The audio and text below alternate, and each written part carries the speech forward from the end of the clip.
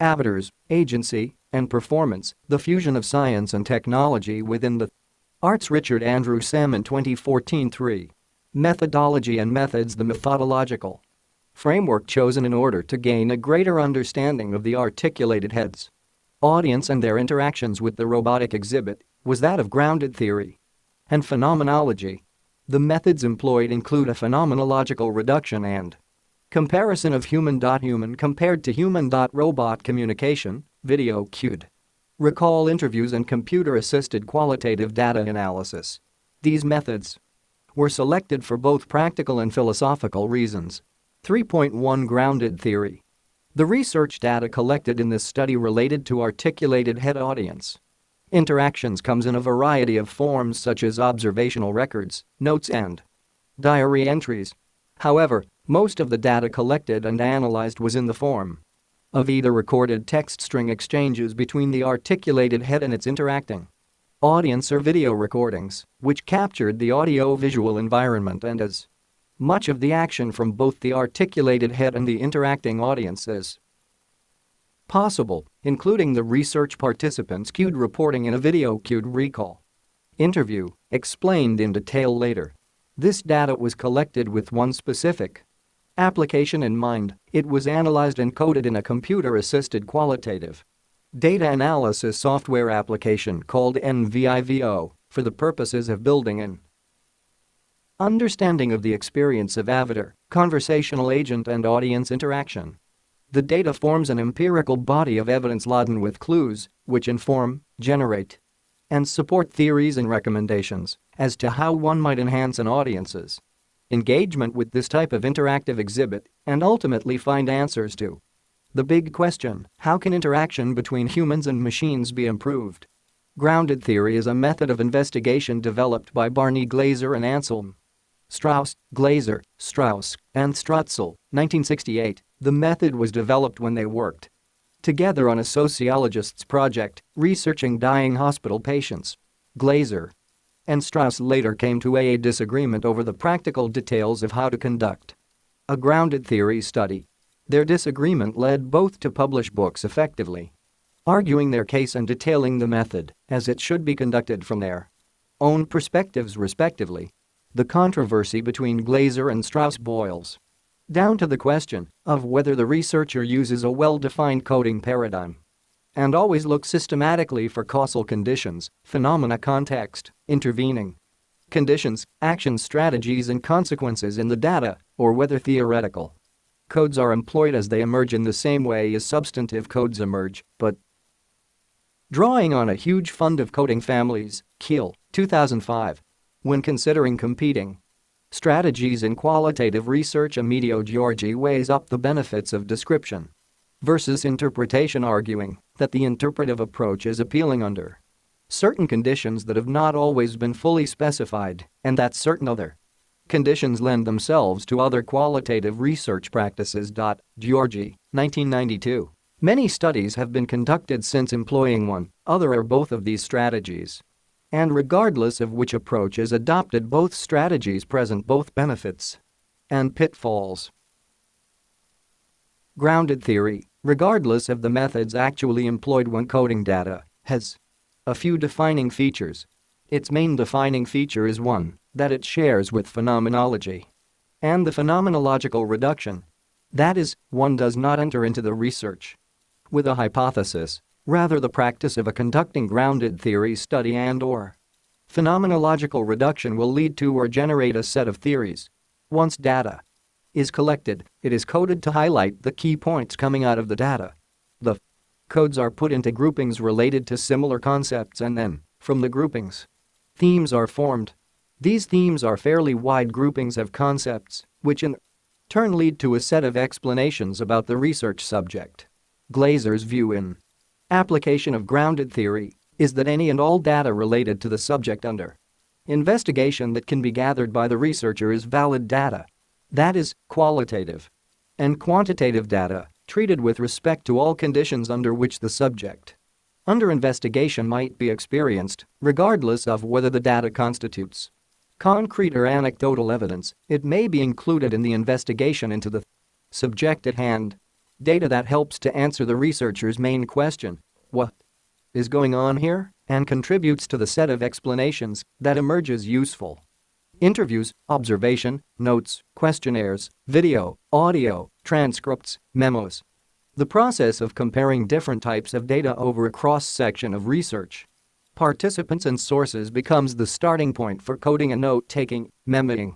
Coding themes can emerge quickly, and constant comparison of research data helps to solidify and support the fit of theories to data. Theories generated are never right or wrong, they are just a closer or looser fit to the data being analyzed. The closer the fit of a theory to the dataset, the more relevant it is for cross-checking by the rigors of purposeful new sampling. As theories emerge, further sampling of appropriate data types and coding take place to make sure that the emergent theories remain a close fit to the data. If not, then new theories and coding of categories and their associated attributes will be generated. When the fit of theories are supported by new sampling and coding, i.e. the emergent theories are supported by new data collection and new themes, and the categories and their associated attributes do not expand anymore, then further sampling ceases as the point of theme saturation is reached. This is the point at which sorting takes place. The process of sorting is grouping notes, and memos into similar types and arranging them in the most appropriate order to render your theories transparent. Reference to Glaser and the distinction between emergence and forcing, Dick, 2005, of theories from data is made recursively throughout literature on the subject. Criticisms of grounded theory point to the questions surrounding its validity as a theory and suggest that it is impossible to free oneself of preconceptions in the collection and analysis of data. Thomas and James, 2006, the above criticisms are similar to those leveled at phenomenology and the phenomenological reduction, which also calls for a push the bracketing off or putting aside of our presumptions and preconceptions about the experience that is under investigation in order to unveil essences of the experience of our own life world that may otherwise be hidden from us, is to temporarily suspend the sedimented layers of consciousness built up through our temporal experiences. Kogan, 2012. This is clearly a very difficult, if not impossible, thing to do. The conflict and contradictions between hypothesis testing as opposed to emergent research methodology and philosophy have been hotly debated elsewhere. Langdridge, 2007. Bob Dick points to the fact that most of us will have been exposed to hypothesis testing research, Dick, 2005, and that this indoctrination has to some extent to be unlearned in order not to misjudge grounded theory based on criteria which make sense only for the methodology for which they were developed. He further points out that Glaser himself suggests two main criteria for judging the adequacy of the emerging theory from a grounded theory study: that it fits the situation and that it works, that it helps the people in the situation to make sense of their experience and manage the situation better. Dick, 2005, the above criteria fit the methods employed in this investigation, and the methods have worked to help the people involved to make sense of the situation that they were in during this investigation. Furthermore, Glaser's criteria are a very close fit to the central aims of this research project, being to find ways to enhance audience engagement with interactive exhibits like the articulated head, and to find answers to the big question: how can interaction between humans and machines be improved? In that, the central aim's main objective is to help manage the situation under investigation. Human-machine interaction better. The key concepts, see Section 8, help to explain the findings from the themed data analysis presented in Section 7 and inform a blueprint of recommendations for how interaction between humans and machines can be improved in Section 9. All the emergent recommendations presented in the blueprint in Section 9 are essentially based on an interpretive phenomenological analysis of empirical human-centered research data collected during this investigation. 3.1.1 Computer-Assisted Qualitative Data Analysis Software, Cactus. There are a range of criticisms leveled at the use of computer-assisted qualitative data analysis software and the way in which it might influence data analysis. Richards, 1999. Page 418. Some Arguments, Bringer, Johnston, and Brackenridge, 2006, page 248. To the problem of conducting simple quantitative word searches on qualitative data and then misrepresenting this as qualitative analysis, whilst others comment that researchers may choose their theories and methods to suit a particular computer-assisted qualitative data analysis software program to make their job easier. Although it is probably true that the use of software encoding qualitative data makes the retrieval of information related to specific codes and the general organization and sorting of data easier, the expansion of the amount of data that can be captured and analyzed has an equal and opposite effect where good rigorous qualitative data analysis is concerned. The way that software tutorials can indoctrinate and steer young researchers towards specific modes of operation and choices of method without proper regard for other equally or possibly more appropriate methods of investigation related to their specific area of investigation has also been questioned. Richards, 1999, page 412. However, the key advantages of computer-assisted qualitative data analysis software lie in the way in which the software has been developed to support a weaving of rich primary sources with commentary and discussion and analysis. Richards, 1999. Page 414. Lynn Richards goes on to explain, if this is done well, then the distinction between data and commentary disappears as the threads of a weaving lose distinction. They remain separate threads, but contribute collectively to color and patterns and the construction of new understanding, the primary qualitative goal. Richards, 1999. Computer-assisted qualitative data analysis software can be used to help manage code and sort large amounts of data, retaining the flexibility to view, sort, and ask complicated questions of the data encoding and obtain answers quickly. Paper-based research becomes far too cumbersome and can be very slow to facilitate similar results. Indeed, time and financial constraints may make some questions that are easily answered through digital analysis virtually impossible in a paper-based research project. 3.1.1.1 Axial coding. Axial coding is the separating out of the component parts of core themes during qualitative data analysis. Axial coding is a mixture of inductive and deductive reasoning that helps inform the process of relating the various concepts and categories that have been identified in the coding process in a grounded theory study to each other. Strauss and Corbin, 1990-1998, proposed the use of a coding paradigm to include categories related to 1. The phenomenon under study, 2. The conditions related to that phenomenon, context conditions, intervening, structural conditions or causal conditions, 3. The actions and interactional strategies directed at managing or handling the phenomenon, and 4. The consequences of the actions/interactions related to the phenomenon. Wikipedia. 2006, 3.1.1.2 Frames analysis. Frame analysis is not a single concept but a wide range of approaches that have been subsumed under the heading of frame analysis. Koenig, 2004. Others have presented an overview of these approaches. Benford and Snow, 2000, D'Angelo, 2006, Schufel, 1999. Frame analysis terminology includes narrative fidelity and empirical credibility, which are cited as mechanisms that render frames particularly viable. The Kathy Marsh Center for Census and Survey Research, 2013. Particularly frequently occurring frames are labeled master frames, and master frames often suggest culturally poignant themes. Narrative fidelity is defined as the congruence of a frame with the life experience of its addressees. Gamson and Modigliani, 1989. Koenig, 2004. Empirical credibility is a measure of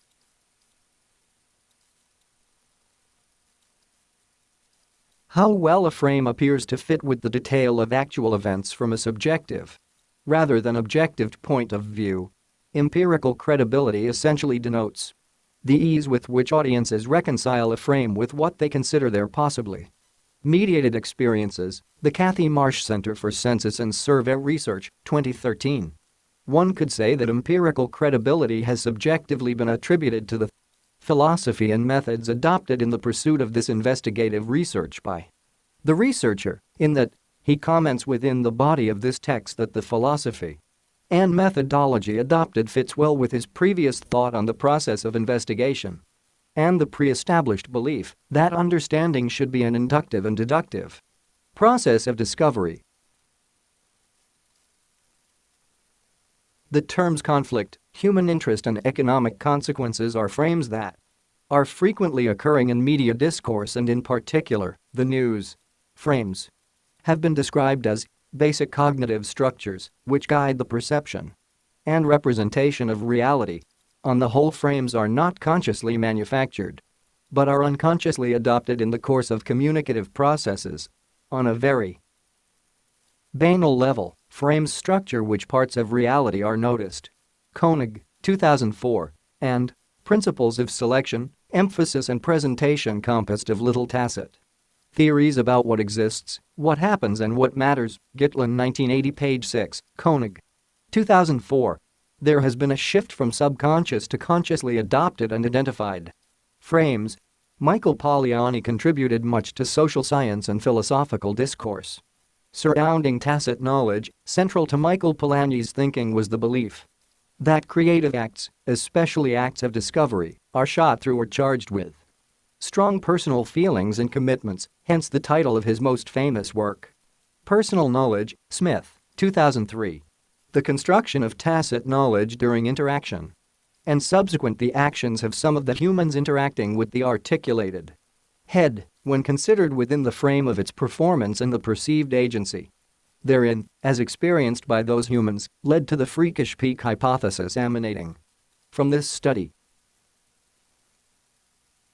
3.2 Video cued recall. Video cued recall was chosen as an appropriate method for capturing the lived interactive experience of research participants interacting with the articulated head for a number of reasons, as detailed below.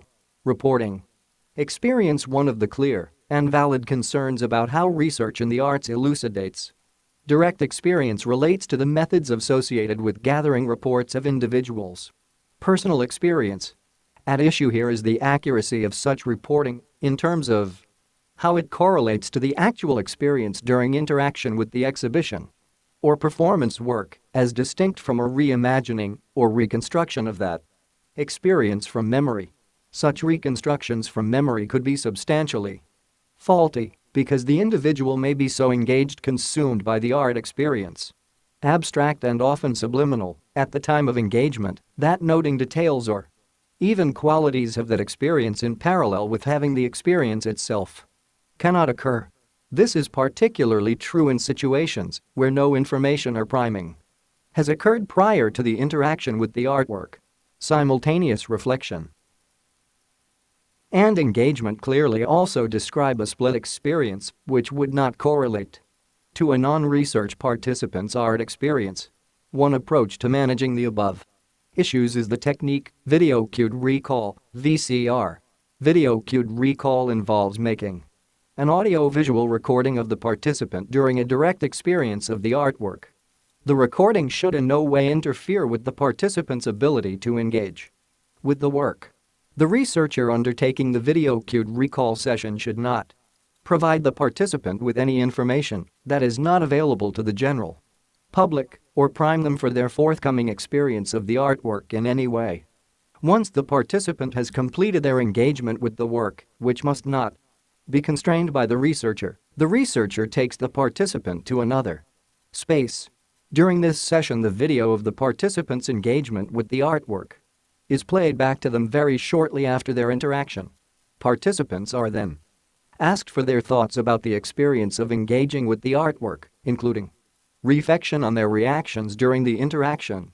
This reporting may be augmented by the researcher asking the participant to describe how they were feeling at the moments reflected in the video recording, what they were doing, the nature of their engagement with the artwork, and other associated questions as appropriate to the research being undertaken. The response from the participant was therefore cued or contextualized by what they were viewing in the video playback. The video playback can be paused, rewound and replayed at any time during the recall session so that the participant can review or revisit moments that occurred during interaction as often as they wish.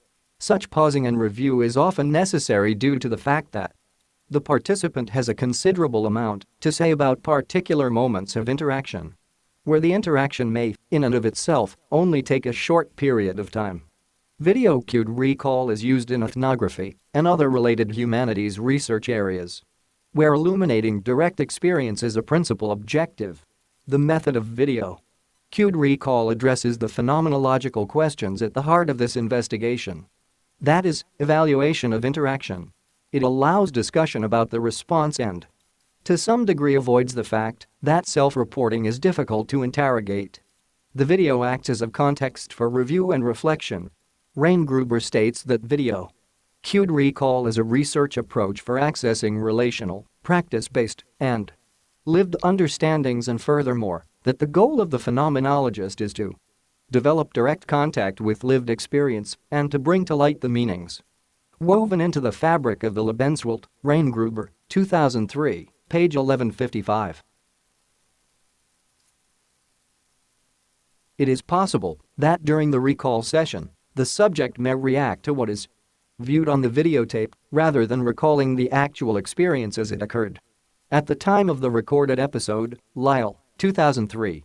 As such, participant recollections may not represent the conscious or unconscious cognitions taking place at the time of the videotaped episode. Lyle, 2003. However, the ability of the researcher to interrogate the responses during the session assists in deliberations as to the degree to which the response is immediate or constructed.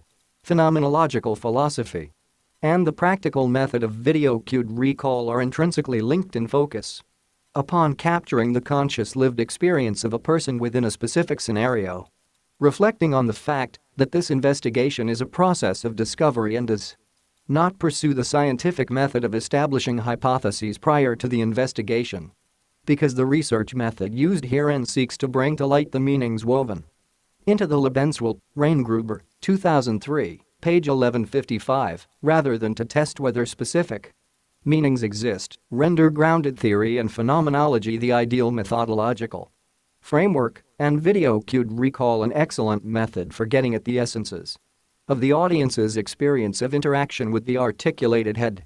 A phenomenological methodology will involve the collection of naturalistic first-person accounts of experience, recognizing the need to account for the influence of the researcher on the data collection and analytical process. Langdridge, 2007, page 87, video cued recall, VCR, sessions were an ideal way of capturing the lived experience of interactions with the articulated head and subsequent reports made by the person who participated in the interaction, with very little influence from the researcher being brought to bear upon the reports given. 3.2.1 Expanded discussion of applications of video cued recall. Video cued recall is used in many situations such as sport, health, crime investigation, and educational teaching research. Described as a research approach for accessing relational, practice-based, and lived understandings. Lyle, 2003, page 875. Video cued recall has disadvantages. For example, videotaping can influence participant behavior. The possibility that the subject is reacting to what is viewed on the videotape rather than recalling the taped episode. Lyle, 2003, page 863, can cause problems. As quoted previously, participant recollections may not represent the conscious or unconscious cognitions taking place at the time of the videotaped episode. Lyle, 2003, video cued recall has been used in crime investigation situations and an abstract from an article in Psychological Science titled "Recalling a Witnessed Event Increases Eyewitness Suggestibility, the Reversed Testing Effect." Chan, Thomas, and Bulevich, 2009, shows that immediate cued recall actually exacerbates the later misinformation effect for both younger and older adults. Thus, video cued recall can have adverse effects upon the progress of certain types of investigation. However, video cued recall, as referenced in a qualitative health research paper, benefits from minimal intervention in the activity. Reingruber, 2003, and provides access to nonverbal influences afforded by videotaping, which draws participant comments on facial expressions, voice tones, posture shifts. Spatial relationships, levels of intensity, silences and overall pace that would otherwise not have been noticed or remembered. Reingruber, 2003, page 1165, video. Cued recall allows the researcher to code using qualitative data analysis techniques. By accessing the material and coding for different categories on each pass, this is especially useful in the analysis of events that are never twice the same, such as the nuances of a winning finishing stroke in a tennis match or a pivotal moment in a marriage counseling conversation. Depth of reflection in the video-cued recall interviews can yield much richer commentary than the use of probing questions, Reingruber, 2003, page 1160, or the use of questionnaires and other feedback instruments. Experience is best described not with words but by embodied responses, practices, sensory perceptions and tones or climates of feeling. Reingruber, 2003, page 1168, video-cued narrative reflection puts participants back into their experience while allowing them sufficient distance to recollect their thoughts and feelings. Reingruber, 2003, page 1168, just as video-cued recall is used in sport, education and teaching research to gain a greater understanding of and to reflect upon the nuances of events taking place in these situations, developing a stronger understanding of the lived experience of the person interacting with. The articulated head has given the best chance of understanding what facets represent barriers to fluidity in communication, engagement, and interaction with the articulated head. Having understood more about the barriers that existed, one can then begin to hypothesize and make prescriptions designed as antidotes to the barriers identified. Hence the emergent freakish peak hypothesis, see section 2.2.2, and the blueprint of emergent recommendations presented as part of the conclusions to this investigation. In section 9, phenomenology acts as a framework for the method of video-cued recall. Payne 2010, and the goal of the phenomenologist is to develop direct contact with lived experience and to bring to light the meanings woven into the fabric of Lebenswelt. Reingruber, 2003, 3.2.2 The best time to implement the interview video-cued recall. Interviews are normally conducted via presentation of video recorded material to the participant accompanied by open-ended question per second. Questions should be presented to the subject as soon as possible after or during the viewing of the videotape. Lyle, 2003, page 863, The use of video-cued recall for reporting teacher interactive thinking in an educational environment shows retrospective accounts of thinking may involve immediate interference and generative processes. The stimulated recall videotape produces a new view, which is subject to the meta-analysis and reflection that was not available to the individual at the time of the original episode. Yinger, 1986, as cited in Lyle, 2003, page 864. Lyle then references Gass, 2001, who acknowledges there is evidence of increasing recall decay with consecutive, delayed and non-recent protocols. For the reasons above, interviews in this study were conducted directly after the original videoed events, wherever possible to avoid the influences of recall decay. Lyle, 2003, page 864, and to minimize the time allowed for meta-analysis and reflection prior to the participant's interview. The evidence of increasing recall decay with consecutive, delayed and non-recent protocols, Lyle, 2003, p. 864, provides some ratification of the secondary process of using repeated recall. Participants at various stages in the creative project development and installation. Whenever possible, it was anticipated that using repeat participants for the purposes of the evaluation of the impact of the creative outcomes proposed might help, as a time gap between each iteration of their video-cued recall sessions allowed for significant recall decay, yet repeat participants would have some sedimentary layers of experience to draw upon, which was expected to help them identify changes made to the exhibit's performance between recall sessions. 3.3 Phenomenology. Phenomenology is a historical movement driven by the thinking of philosophers such as Edmund Husserl, Martin Heidegger, Merleau-Ponty and Jean-Paul Sartre, amongst others that have contributed to the development of this philosophical doctrine. An in-depth examination of the philosophical inquiry conducted by these philosophers is outside the scope of this thesis, primarily because the phenomenological research approach adopted in this research investigation is located outside the realm of phenomenological philosophical inquiry, CP 50 paragraph 4. However, the methodological research investigation detailed herein is informed by some of the ideas put forward by phenomenological philosophers. That is why some of the key concepts and terminology of phenomenology with various references to these philosophers are present in what follows. Phenomenology includes the following terms. 1. Phenomenology, a compound of the Greek words phenomenon and logos, is the study of human experience and the way in which things are perceived as they appear to human consciousness. Langdridge, 2007. 2. Life world, the concrete lived experience of a person, the real world as experienced by one's consciousness. 3. Epoche, the bracketing off or putting aside of a human's presumptions and preconceptions about the experience that is under investigation in a phenomenological reduction to temporarily suspend the sedimented layers of consciousness built up through our temporal experiences.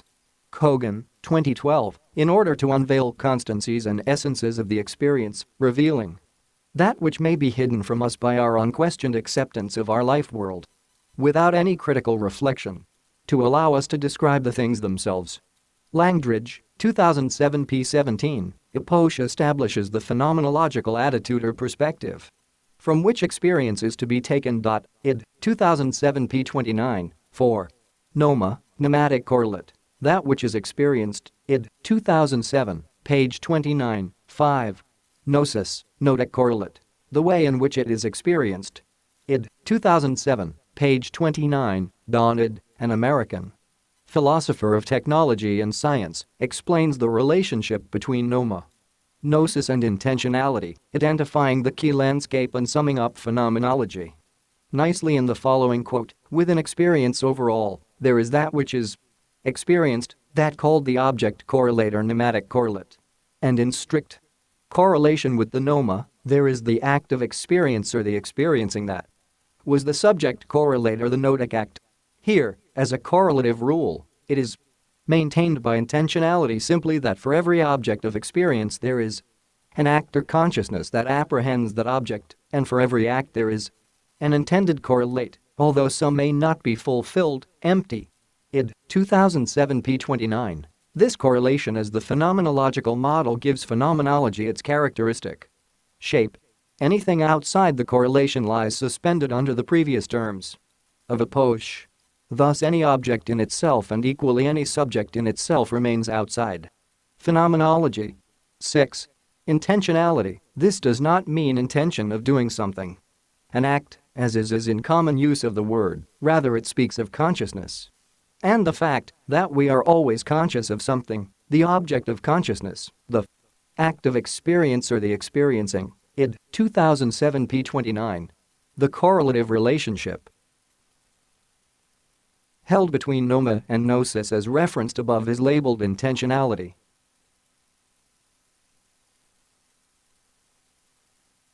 Husserl, later in his work, considered that the person who is experiencing could take a transcendental turn by reflexively stepping outside of the correlative relationship between that which they are experiencing and the way in which they are experiencing it, to take a God's eye view as Merleau-Ponty put it. This aspect of Husserl's philosophy has been rejected by almost all who have followed him. Sawicki, 2006. Nevertheless, reflexivity plays an important role in the performance of the phenomenological reduction. The person conducting the exercise reflexively considers the influence that their own position and experience of the life world may have brought to bear upon the observations and conclusions made during the processes of the phenomenological study they are conducting, and what impact it may have had on the study findings. 7. The phenomenological psychological reduction builds on the start made by Epoche above. The reduction starts with a detailed description of the things, objects of consciousness, that appear to us The description avoids any interpretation of meaning. At this stage, the rule of horizontalization is employed where the researcher gives equal value to each and everything that is described as an object of consciousness and avoids any categorization or value giving to the things or elements of the description. 8. Imaginative variation. This stage is sometimes employed as another way of shedding light on the meaning of an experience being reported by a research participant, where one imagines various alterations to features of the experience under investigation in order to uncover the layers and essence of the experience itself. This process helps by reducing the impact of peripheral elements surrounding the essence and meaning of the experience under inquiry. This is a simple but powerful method, focused on imagining other ways of seeing the experience under investigation in order to peel back the possible layers of experience to identify constancies that may be invariant and shared across a group of research participants. For instance, when reflecting on the nature of phenomenological studies, Langdridge comments that they are usually, although not always, qualitative research projects designed to understand more about the experience of some phenomenon. Appropriate research questions are therefore open-ended questions seeking to understand more about a particular topic rather than attempt to explain or identify causes for phenomena. Langdridge, 2007. Qualitative methods have increased in popularity in psychology in recent years, in part as a result of dissatisfaction with quantitative methods among sections of the psychological community. Langdridge, 2007. One such family of qualitative research approaches that have seen an increase in popularity are the methods and methodology surrounding phenomenological psychology. Phenomenology's epistemological position stems from the observation that consciousness is always consciousness of something, Kogan, 2012, and within that context phenomenology is the study of human experience and the way in which things are perceived as they appear to human consciousness. Langdridge, 2007, page 10. Within phenomenological investigation, the life world, Lebenswelt, is the concrete lived experience of a person. The real world is experienced by one's consciousness. Individuals may very easily glean completely different meanings from the same object of consciousness, whatever that object may be, because their subjective experience of the object of consciousness can be radically different due to differing worldviews, philosophies, hopes, wants and beliefs. There are, however, a number of existential givens of the life world, e.g., selfhood, embodiment, temporality, spatiality. Langdridge, 2007, page 55, and these givens of the life world ensure significant concordance of existential experience across human subjects.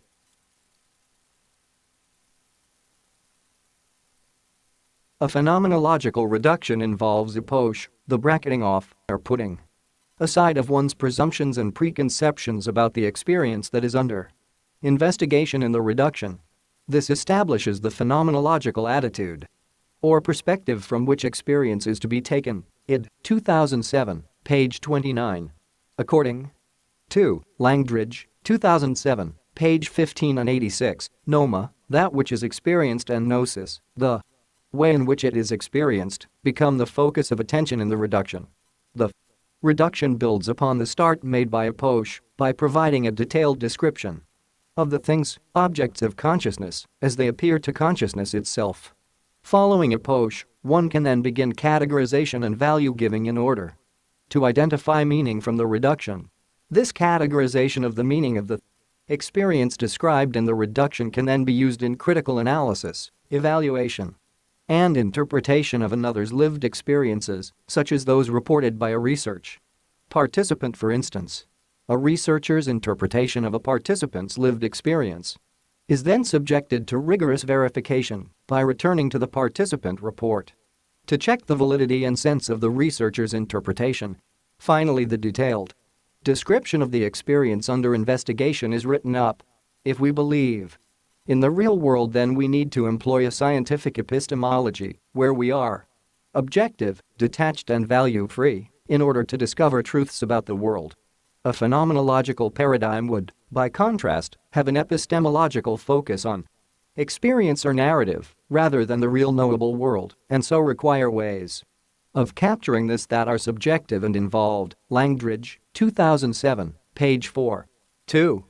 Make clear the division between a phenomenological philosophical practice and the phenomenological research approach adopted in this research investigation.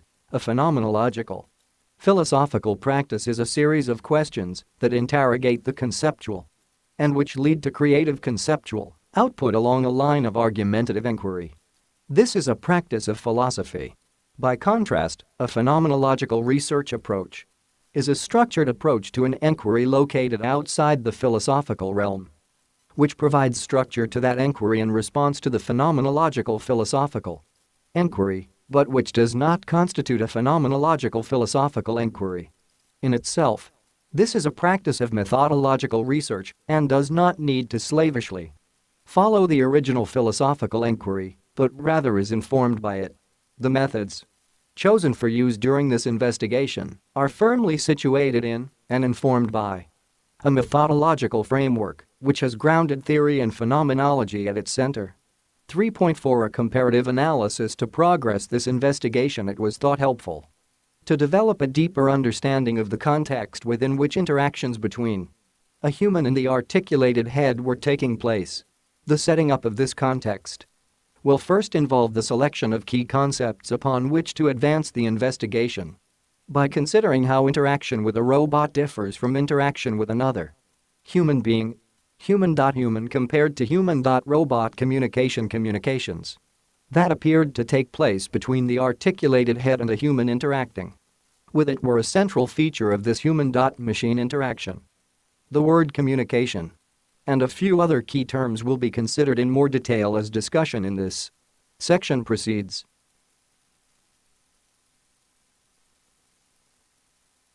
(3.4.1) Communication Theory. A Mathematical Theory of Communication, Shannon and Weaver. 1948, page 380, presents a simple general communication system showing transmission of a message from sender to receiver. Many people subscribe to the view that communication is simply the transfer of messages between a sender and a receiver, where the receiver subsequently uses the information sent.